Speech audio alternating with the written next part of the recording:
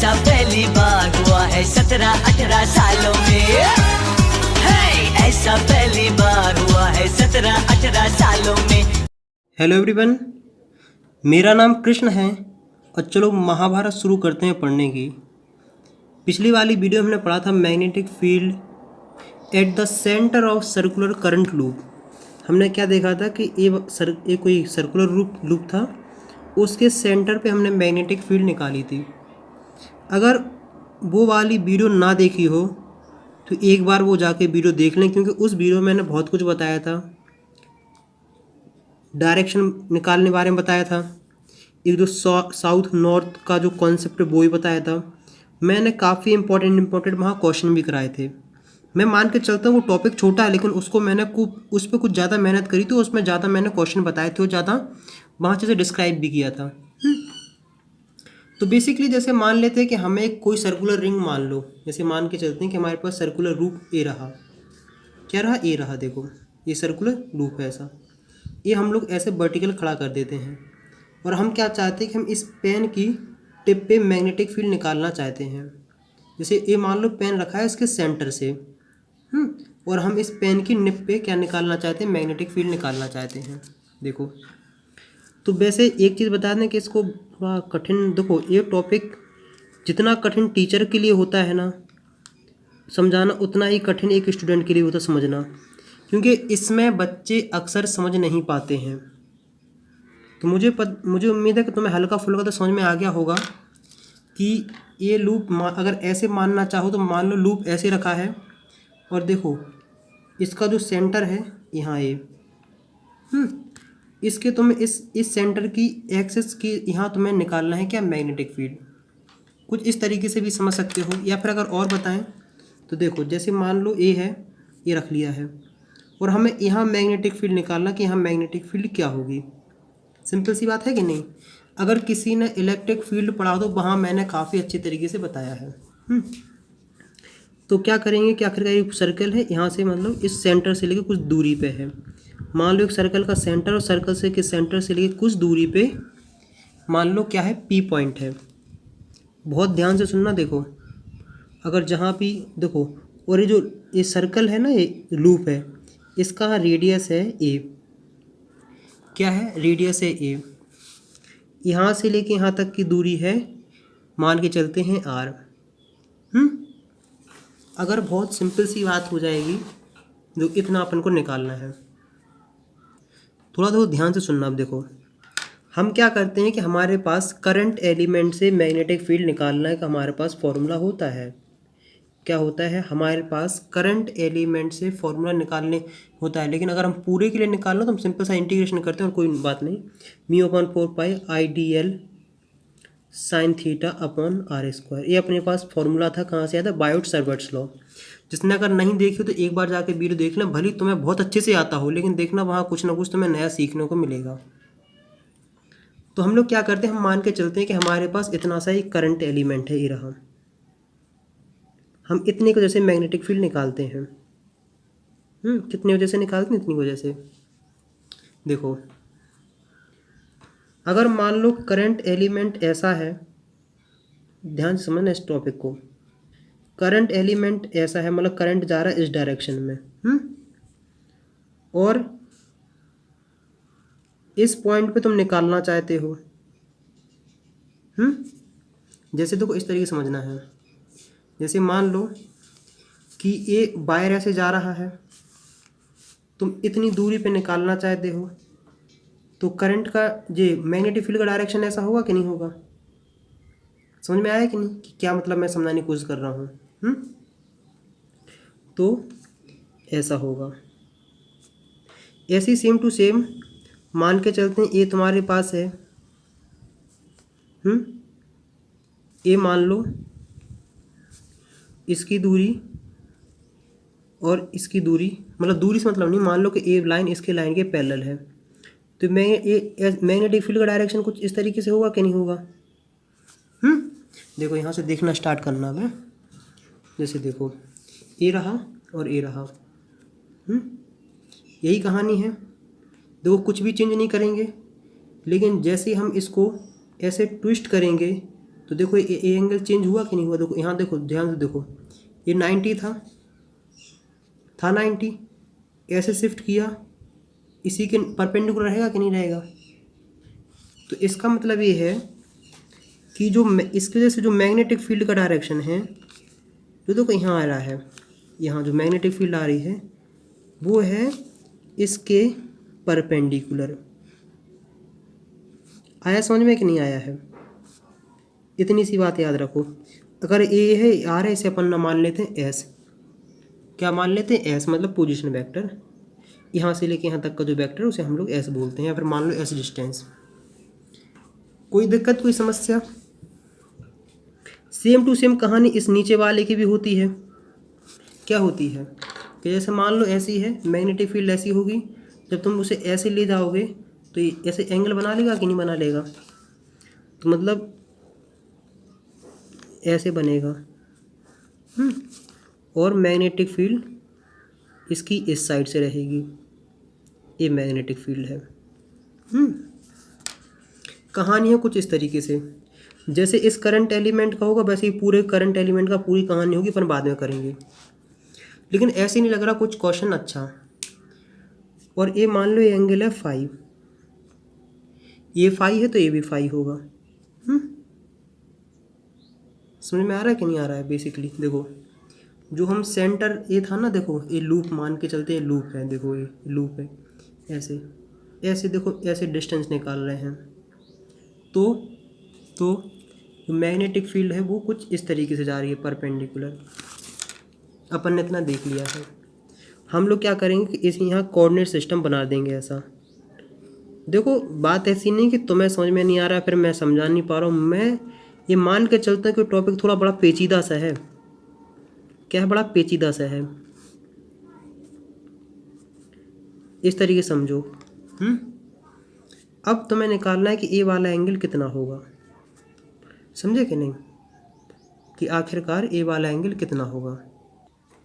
इसको हम लोग कई तरीकों से निकाल सकते हैं, लेकिन सबसे सिंपलेस्ट हम बताते हैं। देखो ये लाइन मानो ऐसी मान ली, तुमने मान ली है। फिर एक पिंक वाली लो, पिंक वाली मान ली है। फिर लो ग्रीन वाली, ग्रीन वाली ले लो। और फिर एक कलर से और, मतलब ये ब्लू वाली ले लेते हैं, ये वाली देखो ब्लू ले लेते हैं। देखो हम क्या बोलते हैं कि ये वाला एंगल, ये एंगल ये 90 डिग्री है। क्या समझे? 90 डिग्री है। और हम कहते हैं कि देखो ये वाला एंगल भी 90 डिग्री है। और इसे मानते हम क्या? अल्फ़ा। और इसे मानते हम क्या? बीटा। क्या समझे? और जो इन दोनों के बीच में बचा है जो ये एंगल, इसे बोलते हैं हम गामा। इतना देखो, इसको बहुत ध्यान से समझना। देखो gamma plus beta equal to 90 degree. Confirm? मतलब इतना सा अपन ने लिया, gamma plus beta 90 degree.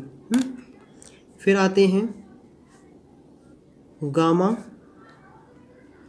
Plus alpha. Gamma plus alpha मतलब हम ए वाला एंगल ले रहे हैं, इक्वल टू 90। ये पहली इक्वेशन, ये दूसरी इक्वेशन। इन दोनों इक्वेशन को आपस में इक्वेट कर दो तो इस ये वाली इक्वेशन, इस वाली equation, gamma plus beta equal to gamma plus alpha. Gamma से गामा कैंसिल, तो बीटा इक्वल टू अल्फ़ा। इस बात से क्या पता चलता है कि जितना एंगल ए है उतना ही एंगल ए है। सेम टू सेम कहानी इसके लिए भी होगी, कोई रॉकेट साइंस थोड़ी है। यहाँ तक अगर समझ में आया है तो बताओ कि हाँ भैया यहाँ तक हम समझ चुके हैं। और हमने क्या कहा था कि इस करंट एलिमेंट को जैसे ये मैग्नेटिक फील्ड होगी वो होगी डीबी, क्योंकि ये छोटा सा डी एल है ना, इसकी वजह से यहाँ से छोटी सी डीबी होगी। और सेम टू सेम कहानी इससे भी होगी डीबी। लेकिन एंगल समझ में आया कि नहीं आया कि आखिरकार किस तरीके से किया गया है।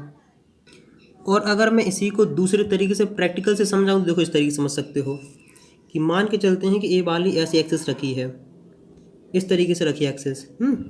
अब देखना, इसको देखो, ए वाला हमेशा इसके परपेंडिकुलर रहेगा। जैसे इसको जितना उठाओगे, मतलब जितना तुमने इस लाइन को उठाया उतना ही ए इस साइड खिसक गया है। मुझे पता है वाला समझ में नहीं आएगा बेसिक। देखो, मेरा कहने का मतलब है कि इसको ऐसे रखते हैं, इसको ऐसे रखते हैं। अगर तुम, ये मान लो से जॉइंट है, तुम अगर ऐसे पूरा घुमाओगे तो पूरा सिस्टम ये भी तो घूमेगा कि नहीं घूमेगा, घूमा कि नहीं घूमा। देखो ये दोबारा देखते हैं। देखो ये एंगल है इतना, दिखा जा दो थोड़ा, मतलब देखो इसको यहाँ लाओगे तो ये कैप देखना यहाँ पहुँच जाएगा। तो इसका मतलब है कि जितना ये इतना है उतना ही है। दूसरे तरीके से समझ सकते हैं इसे सिंपल से देख के। अब देखो इसके कंपोनेंट करेंगे, जहाँ से थीटा एक एंगल चिपक के जाता है वहाँ कॉस आ जाता है, तो ये हो जाएगा डी बी कॉस फाइव, ये हो जाएगा डी बी साइन फाइव। और इसके अगर कंपोनेंट करना स्टार्ट करते हो तो डी बी कॉस फाइव और हो जाएगा डी बी साइन फाइव। ये वाला कंपोनेंट इस वाले कंपोनेंट के बराबर है। इसका मतलब है कि जितने ऊपर नीचे वाले हैं ये आपस में हो जाएंगे कैंसिल, क्योंकि इक्वल मैग्नीट्यूड के हैं और अपोजिट डायरेक्शन में हैं। तो इसका मतलब है कि हमारे पास कौन से कंपोनेंट बचे, हमारे पास सिर्फ बचे ये वाले कंपोनेंट। क्या समझे, हमारे पास बचे सिर्फ ये वाले कंपोनेंट। अगर मैं तुमसे पूछूं कि ये वाला तुम्हारे पास करंट एलिमेंट है, इसकी वजह से यहाँ मैग्नेटिक फील्ड क्या होगी, तुम कहोगे भैया देखो D B equal to mu naught upon 4 pi I D L sine theta upon R square. ये जनरल सा फॉर्मूला है। म्यू नॉट 4 पाई आई मतलब जो इसमें से इस वायर में से करंट फ्लो हो रहा है इस लूप में, वो है आई। डी एल ही लिखे रहने देते हैं। अब तुम्हें पता लगाना है कि इन दोनों के बीच में एंगल कितना है। तो हम क्या देखते हैं कि देखो ये पोजीशन वेक्टर है और करंट एलिमेंट है। ये जो एस वेक्टर है और जो करंट एलिमेंट है, इन दोनों के बीच में एंगल कौन सा है, 90 डिग्री का। मतलब एक दूसरे के लोग क्या है, परपेंडिकुलर हैं। समझे कि नहीं। अब किसी के दिमाग में आ रहा कोई भैया कैसे, तो मैंने पिछली वाली वीडियो में बताया था कि मानो जब तुम्हारे पास कोई भी सर्कल होता है उसमें जब तुम टेंजेंट ड्रॉ करते हो तो देखो बेसिकली कहानी इस तरीके से देखो कि ये देखो ऐसे समझते हैं कि मान के चलते करंट एलिमेंट है और देखो ये रहा पोजीशन वेक्टर रहा कि नहीं। तो एक करंट एलिमेंट का डायरेक्शन ऐसा है और पोजीशन वेक्टर का डायरेक्शन इस तरीके से है। तो ये इन दोनों के परपेंडिकुलर है, तो साइन 90 हो जाएगा और साइन 90 की वैल्यू आती है 1। मुझे पता है बहुत सारे बच्चों के दिमाग में कॉन्सेप्ट नहीं आया, कोई बात नहीं, धीमे धीमे इस पर और सोचोगे तो आ जाएगा। कोई रॉकेट साइंस थोड़ी है। देखो करंट इसमें से ऐसे फ्लो हो रहा है, इस पे रखा तुमने, तो इन देखो एक करंट एलिमेंट का और इसका एंगल कितना है, 90 डिग्री। तो ये हो जाएगा ये, अब देखो यहाँ से लेके यहाँ तक का डिस्टेंस है ये, तो हो जाएगा एस स्क्वायर। कोई दिक्कत, कोई समस्या। इसका मतलब ये है कि इस डी बी की वैल्यू पता कितनी है, mu not I D L upon 4 pi S square. S square क्या है, यहाँ से लेके यहाँ तक के बीच का डिस्टेंस।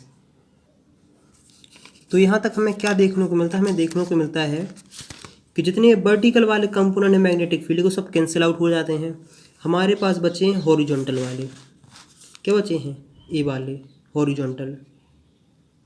तो इसका मतलब है कि magnetic field D B is equal to, इसका इंटीग्रेशन करोगे मतलब डी बी साइन 5। इंटीग्रेशन कर दो, आंसर निकाल दोगे। देखो अब बेसिकली देख चलते हैं उसी ट्रायंगल के ऊपर। ये ट्रायंगल है आर ए और एस, ये रहा 5।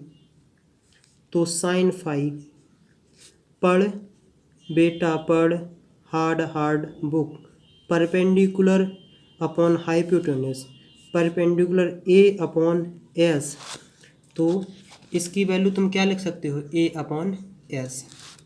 और डी वी की तुम्हारे पास वैल्यू क्या है, डी वी की वैल्यू तुम्हारे पास है mu not I D L upon 4 pi S square. क्या समझे, इन दोनों चीज़ों को एक साथ रखो, mu not I D L 4 pi S square a upon S. कोई दिक्कत, कोई समस्या? तो अगर तुम इसको कंबाइन करके देखोगे तो क्या देखने को मिलेगा, mu not I D L A upon 4 pi S cube. और एक बात मैं चिल्ला चिल्ला के बता चुका हूँ, जो चीज़ कांस्टेंट होती है उसका ना इंटीग्रेशन होता है ना डिफरेंशिएशन होता है। जो चीज़ वेरिएबल होती है उसी का इंटीग्रेशन या डिफरेंशिएशन हमें देखने को मिलता है। तो देखो हम देखते हैं कि ए रेडियस कांस्टेंट है, म्यू नॉट कांस्टेंट है, आई कांस्टेंट है, 4 कांस्टेंट है, पाई कांस्टेंट है, एस कांस्टेंट है, सिर्फ होगा इसका इंटीग्रेशन। तो हम देखते हैं mu not I a upon 4 pi S cube upon D L. और ये बेसिकली डी एल क्या है, D L integration of D L, ये है सरकमफ्रेंस ऑफ सर्कल या पैरामीटर ऑफ सर्कल। और तुम जानते हो कि सर्कल का पैरामीटर क्या होता है। इतनी बेसिक सिंपल सी बात है, तुम्हें खुद पता होनी चाहिए आखिरकार सर्कल का पैरामीटर क्या होता है। सर्कल का जो पैरामीटर होता है वो होता है क्या, 2 पाई ए, क्योंकि आखिरकार ए है ना इसका रेडियस, तो क्या हो गया 2 पाई ए। वैल्यू रखो mu naught I A 2 pi A upon 4 pi S cube. यहाँ तक कोई दिक्कत, कोई समस्या मेरे हिसाब से तो नहीं होनी चाहिए। तो जब हम इतना देख चुके हैं तो सारी चीज़ वैल्यू रखो।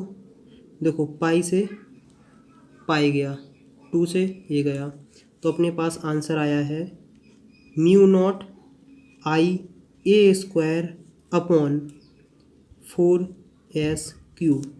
ये रही मैग्नेटिक फील्ड की वैल्यू। क्या रही मैग्नेटिक फील्ड की वैल्यू। लेकिन कई बार ऐसा होता है कि तुम्हारे पास एस गिवन नहीं होता है, तुम्हारे पास जो डिस्टेंस दी रहती है वो दी जाती है एक्सेस से। कहाँ से दी जाती है, एक्सेस से। तो हम वही बेसिक से ट्रिग्नोमेट्री लगाएंगे, सॉरी पाइथागोरस लगाएंगे। एक्स का एस मतलब क्या हो जाएगा, under root a square plus r square, a square plus r square equal to s under root. तो हम क्या देखते हैं, क्योंकि देखो यहाँ से देखो ना बेसिक से ही, ए एस है, ए है, ए आर है, तो s square equal to a square plus r square होता है, जानते हो ट्रिग्नो पाइथागोरस। तो एस की वैल्यू क्या है, a square plus r square. तो हमने क्या देखा है, हमने देखा कि मैग्नेटिक फील्ड इक्वल टू हो जाता है mu not I a square upon 4 a square plus r square की अंडर रूट और इसकी पावर 3। और तुम जानते हो कि अंडर रूट एक्स को तुम एक्स 1/2 भी लिख सकते हो। तो इसको तुम क्या लिखोगे, mu not I a square upon 4 a square plus r square 3/2। ये रहा मैग्नेटिक फील्ड। तो मुझे उम्मीद है कि यहाँ तक तुम्हें काफ़ी हद तक समझ में आ गया होगा। अगर कोई पूछे कि भैया इसको लिख दो वेक्टर फॉर्म में, कोई क्या पूछे कि भैया इसी चीज़ को आप लिख दो वेक्टर फॉर्म में, तो वेक्टर मतलब क्या होता है, वेक्टर मतलब होता है मैग्नीट्यूड और एंड डायरेक्शन। मैग्नीट्यूड तो हमने लिख लिया है, अब बात आती है डायरेक्शन की। क्या आती है, डायरेक्शन की। तो देखो डायरेक्शन ओवर रिजल्टेंट डायरेक्शन किस डायरेक्शन में है, एक्स एक्सिस में, और एक्स एक्सिस को क्या बोलते हैं, पॉजिटिव को आई, तो इसका डायरेक्शन हो जाएगा आई कैप। ये रहा वेक्टर फॉर्म में। मुझे पता है कष्ट बहुत ज़्यादा हुआ होगा, और गुस्सा भी बहुत ज़्यादा आई होगी, क्योंकि ये थोड़ा पेचीदा है। इसे 2-3 बार ट्राई करोगे तब समझ में आएगा, लेकिन कोशिश करी बहुत से बहुत आसान बनाने की। कुछ नहीं किया, थोड़ा बहुत देखो, अगर तुम इस फिगर को समझ लोगे ना, तुम्हारा सब कुछ कल्याण हो जाएगा। क्या हो जाएगा? सब कुछ समझ में आ जाएगा। अब देखो, ज़रूरी थोड़ी कि एक ही लूप हो इसका। कई बार ऐसी बहुत सारी कॉइलिंग करी जाती, ऐसे ऐसे ऐसे ऐसे कॉइलिंग करी जाती। अगर तुम कभी इलेक्ट्रिक की दुकान पे गए हो तो अगर ना, मान लो हमने क्या कहते हैं कि हमारे पास इस A30 लूप लगाए इसके ऊपर, तब मैग्नेटिक फील्ड की वैल्यू यहाँ कितनी होगी? अगर मान लो यहाँ से लेके यहाँ तक की दूरी कितनी है? R, और इसका रेडियस है A, तब यहाँ मैग्नेटिक फील्ड की वैल्यू क्या होगी? तो हम कहेंगे कि B equal to mu not I a square upon 4 a, sorry यहाँ 4 नहीं, यहाँ 2 होगा, गलती से लिख दिए हैं। क्या होगा? यहाँ 2 होगा। यहाँ भी थोड़ा ध्यान रखने वाली बात है, मैंने यहाँ गौर नहीं किया, ये 2 है, क्योंकि इससे कैंसिल हुआ था ना, तो 2 हो जाएगा। तो अपन ने इतना 2 देख लिया है, 13 2, यहाँ भी 2 आएगा। तो हमने क्या देखा कि mu not I square 2 a square are square 3/2, एक लूप जैसे इतनी है। अगर तुम्हारे पास 30 लूप हैं तो 30 से मल्टीप्लाई कर दो। अगर हम मान के चलते हैं कि हमारे पास n नंबर ऑफ लूप हैं, तो मैग्नेटिक फील्ड का फॉर्मूला जाएगा B equal to mu not I a square upon 2 a square plus r square 3/2 और n से मल्टीप्लाई। n क्या है? नंबर ऑफ लूप, या फिर इसी को बोलते हैं नंबर ऑफ टर्न। तो मुझे उम्मीद है कि आखिरकार तुम्हें यहाँ तक समझ में आ गई होगी। क्या बात है? आखिरकार यहाँ तुम्हें काफ़ी हद तक समझ में आ जाना चाहिए। और इसी पे कुछ स्पेशल केसेस हैं, वो भी हम डिस्कस कर लेते हैं। ये केसेस बनते हैं 3, और एक केसेस पे आएगी तुम्हें बहुत ज़्यादा गुस्सा। पहली केस देखो, पहला केस है एट सेंटर। अब तुम कहोगे भैया पिछली वाली वीडियो इतनी लंबी तुमने पढ़ाई हो, यहाँ सिंपल से बता दे तो क्या दुख हो जाता। मैं कहूँगा बेटा कि बचपन में अगर तुम्हें फिजिक्स केमिस्ट्री पढ़नी तो बचपन में ABCD भी पढ़नी पड़ती है, कहानी वैसी है। एट सेंटर, सेंटर मतलब R की वैल्यू 0 हो जाएगी। तो R की वैल्यू 0 रखो तो B की वैल्यू कितनी हो जाएगी?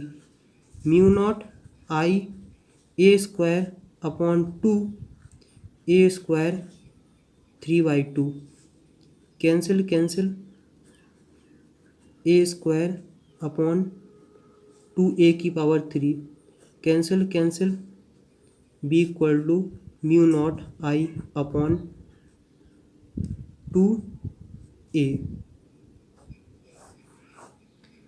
कोई दिक्कत, कोई समस्या मेरे हिसाब से तो नहीं आनी चाहिए। और अगर यही बात n नंबर ऑफ टर्न्स के लिए की जाए तो कुछ नहीं, n से मल्टीप्लाई कर देना। क्या कर देना? n से मल्टीप्लाई कर देना, समझे? अब बात करते हैं दूसरे स्पेशल केसेस के बारे में। तो दूसरा स्पेशल केस ये कहता है कि R is greater than A, मतलब कि तुम्हारे पास ये लूप का रेडियस है 1 सेंटीमीटर और तुम मैग्नेटिक फील्ड निकालना चाहते हो 100 सेंटीमीटर पे, 100 मीटर पे। तो हम क्या देखते हैं कि इसको 0.01, ये 1 सेंटीमीटर इसके कंपैरिजन में बहुत छोटा है। तो हम क्या कह सकते हैं? R, तो इसमें हम क्या कह देते हैं कि तुम A को निगलेक्ट भी कर सकते हो। क्या कर सकते हो? निगलेक्ट कर सकते हो, मतलब A को लगभग 0 के बराबर रख सकते हो। वैसे इसका तुम्हें अगर कॉन्सेप्ट देखोगे तो बाइनोमियल से ज़्यादा क्लियर हो जाता है, लेकिन अपने लिए इतना ही पर्याप्त है बस, अपन को ज़्यादा उलझना नहीं है बस। तो अपन क्या करेंगे? B equal to mu not I a square upon 2 r square 3/2, इससे कैंसिल हुआ। Mu not I a square upon 2 r cube. ये एक लूप के लिए अगर नंबर ऑफ लूप हो तो n से मल्टीप्लाई कर दो, समझे कि नहीं? अब अपने पास आता है एक तीसरा स्पेशल केस। क्या आ जाता है? तीसरा स्पेशल केस ऐसा होता है कि रेडियस की वैल्यू आर के बराबर हो जाए। कुछ नहीं, तीसरा case a equal to r रख दो, तो बी इक्वल टू क्या हो जाएगा, mu not I a square upon 2 a square plus a square और पावर 3/2। तो कुछ ही बात नहीं, करो सॉल्व और हो जाएगा सॉल्व। जब तुम इसे सॉल्व करके लाओगे तो क्या हो जाएगा, mu not I a square 2 a square 3/2। कोई दिक्कत, कोई समस्या? इसे सॉल्व करोगे तो आएगा म्यू नॉट आई अपॉन 2 की पावर 5/2 ए। क्या समझे? यहाँ तक कोई दिक्कत, कोई समस्या मेरे हिसाब से तो नहीं होनी चाहिए। आखिरकार अब किसी के दिमाग में आ सकते कैसे हुआ, तो मैं कहूँगा देखो, इसको ज़रा तुम करोगे सॉल्व तो ए हो जाएगा 2 की पावर 3/2 और इस ए की वैल्यू हो जाएगी ए क्यूब।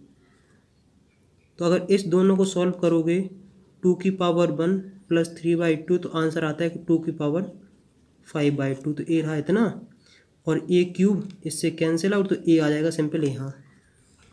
तो मुझे उम्मीद है कि यहाँ तक तुम्हें काफ़ी हद तक समझ में आ गया होगा। लेकिन कई बार तुमने एक चीज़ अब अगर कहीं ऑब्जर्व करी हो किताबों में, तो कई बार तुम्हें मैग्नेटिक फील्ड ऐसे देखने को मिलेगी, V equal to mu not I a square a upon 2 pi a square plus r square 3/2। अगर किसी ने कहीं गलती से ऑब्जर्व करी तो इस तरीके से तुम्हें देखने को बहुत ज़्यादा बार मिलेगा। क्या मिलेगा? तो वैसे इसको कैंसिल कर सकते हैं, कोई बात नहीं। मतलब मेरा पर कहने का मतलब है कि तुम्हें मैग्नेटिक फील्ड कुछ इस तरीके से तुम्हें देखने को मिलेगी कि अब तुम्हें देखो, ए बेसिकली पता क्या है, ए है एरिया ऑफ दिस लूप। जो सर्कल बना है ना, इसका जो एरिया है ना वो है ए मतलब बेसिकली क्या है, पाई ए स्क्वायर। क्यों? क्योंकि जो ए है ना, ए रेडियस ए है, जिसका पाई ए स्क्वायर हो जाएगा। तुम्हें देखने को मिलेगा 2 pi a square are square 3/2। क्या है? 3/2। इस इक्वेशन को याद रखना, आगे बिल्कुल इसका यूज़ बताते हैं, क्या इसका यूज़ है। क्या है इसका यूज़? तो बी इक्वल टू क्या है अपने पास, म्यू नॉट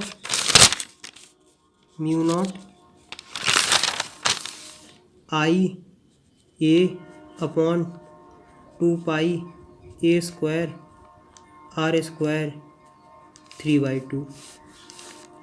इसको याद रखना, मैं इसका बहुत ज़्यादा यूज़ बताने वाला हूँ। देखो, जो आई ए होता है ना, इसे एम से रिप्रेजेंट करते हैं और इसे बोलते हैं मैग्नेटिक का डाइपोल मोमेंट। मतलब मैग्नेटिक के डाइपोल मोमेंट का ये फॉर्मूला है। समझे कि नहीं? इस बात कहीं इस किताबों में इसलिए इस फॉर्म में दिया रहता है। अब तुम कहोगे इसमें डाइपोल सर्कल लूप में किस तरीके से डाइपोल मूवमेंट आ गया है, तो मैं कहूँगा कि जब ये कोई लूप होता है, ये लूप होता है और इस लूप में करंट फ्लो करे ना, तो ये लूप डाइपोल की तरह वर्क करता है। इलेक्ट्रिक डाइपोल नहीं, मैग्नेटिक डाइपोल। मैग्नेटिक डाइपोल मतलब होता है कि एक साइड एन नॉर्थ होगा तो दूसरे साइड साउथ होगा। इसलिए मैं कह रहा था कि पिछली वाली वीडियो एक बार देख लेना। अगर मान लो करंट इस डायरेक्शन में फ्लो हो रहा है, क्या हो रहा है, इस डायरेक्शन में, समझ रहे कि नहीं? तो बेसिकली मैग्नेटिक फील्ड इनसाइड जाएगी कि नहीं जाएगी, लेकिन जो ऊपर वाला जो फेस है इसको हम बोलेंगे क्या, साउथ। क्योंकि बेसिकली करंट इस तरीके से जा रहा है ना, इस तरीके से, ये कहलाएगा साउथ। ऐसे लॉजिक पढ़ा होगा तुमने कई किताबों में इस तरीके से कि अगर क्लॉकवाइज जाता है तो ऐसा बनाओ, ऐसा बनाओ और इन दोनों को जोड़ दो। कैसा लग रहा है? ऐसा लग रहा है कि नहीं? साउथ है। अगर करंट जा रहा है इस डायरेक्शन में इस तरीके से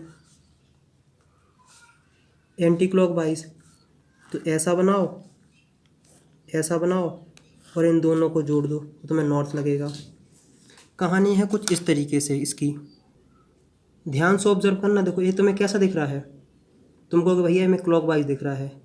ऐसे देखते रहना, जादू दिखा रहा हूँ एक, देखते रहना, देखते रहना, मतलब कौन से डायरेक्शन में घूम रहा है। तुम कहोगे भैया ये तो एंटी क्लॉकवाइज हो गया, कहोगे कि नहीं कहोगे कि भैया ये तो एंटी क्लॉकवाइज हो गया है। इसका मतलब ये है कि अगर ये जो ए वाला पार्ट साउथ है तो ए वाला नॉर्थ है। तो मुझे उम्मीद है इतनी बात समझ में आ गई होगी कि मान लो तुम्हारे पास अगर ये लूप है तो अगर ये साउथ है तो ये नॉर्थ है और मैग्नेटिक फील्ड कुछ इस तरीके से ट्रेवल करेंगी।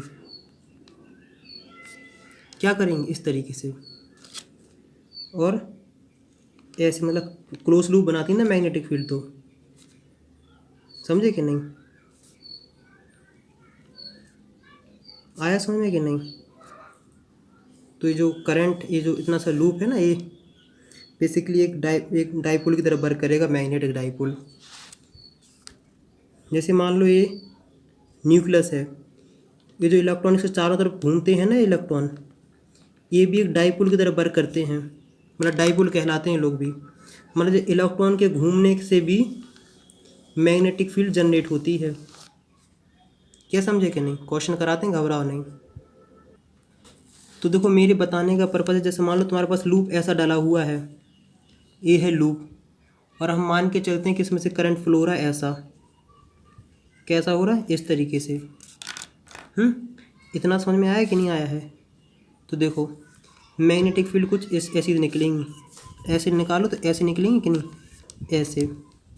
तो मैग्नेटिक फील्ड देखो इस तरीके से निकलेंगी, ये निकली, ये निकली, ये निकली और ये। मतलब इसको तुम इस तरीके से ऐसे बना भी सकते हो, लाइक क्लोज लूप बनाती हैं। मुझे पता है कि टॉपिक कंफ्यूजिंग हो चुका है, बहुत सारे बच्चों को नहीं आ रहा होगा समझ में, बट आखिरकार तुम 12th में हो, मुस्कुराओ ज़रा। बेसिकली मतलब इस तरीके से कि ऐसी और इसमें ऐसी चूड़ी डाल दो, ऐसी चूड़ी डाल दो, तो वो मैग्नेटिक फील्ड ऐसे जा रही हैं, ऐसे यहाँ से निकल रही, फिर इसमें से एंटर कर रही हैं, निकल रही, एंटर कर रही हैं। समझे कि नहीं? जहाँ से एंटर करें वो मतलब साउथ है और जहाँ से निकलें वो नॉर्थ है। समझे कि नहीं? इतना सोच लो कि जहाँ से एंटर कर रही हैं वो साउथ है और जहाँ से एग्जिट कर रही हैं वो नॉर्थ है। कोई दिक्कत, कोई समस्या? मेरे हिसाब से तो नहीं होना चाहिए। क्या समझे? मेरे हिसाब से तो नहीं होनी चाहिए। मैग्नेटिक फील्ड निकाल लो, डायरेक्शन निकालना आसान होता है, क्योंकि तुम्हें खुद पता है ना कि अगर तुम ये बार मैग्नेट होती है ऐसे, ये साउथ होता है, ये नॉर्थ पोल होता है, तो मैग्नेटिक फील्ड कैसे जाती हैं? ऐसी जाती हैं कि नहीं? साउथ से निकल के नॉर्थ को जाती हैं। समझे कि नहीं? मतलब मैग्नेट के अंदर साउथ से नॉर्थ की तरफ जाती हैं। तो जो ये पूरा ये नॉर्थ किस मैग्नेट की तरह वर्क करेगा? तो मैग्नेटिक फील्ड कुछ ऐसी तो निकलेंगे कि साउथ है तो ऊपर है नॉर्थ होगा। कोई दिक्कत, कोई समस्या? कहोगे भैया समस्या तो इतनी ज़्यादा है कि बयान नहीं कर सकते हैं। समस्या तो इतनी ज़्यादा है कि बयान नहीं कर सकते हैं, लेकिन क्या करें, आप कह रहे हैं तो कुछ नहीं कर सकते हैं। हम अब क्या कहते हैं कि ग्राफ बनाए देते हैं। ग्राफ इस तरीके से है, मैग्नेटिक फील्ड और डिस्टेंस का ग्राफ। डिस्टेंस मतलब वही जो अपन आर ले रहे थे, ये जो लूप था यहाँ से लेके यहाँ तक का डिस्टेंस वो आर ले रहे थे। तो ग्राफ बनता है कुछ इस तरीके से का,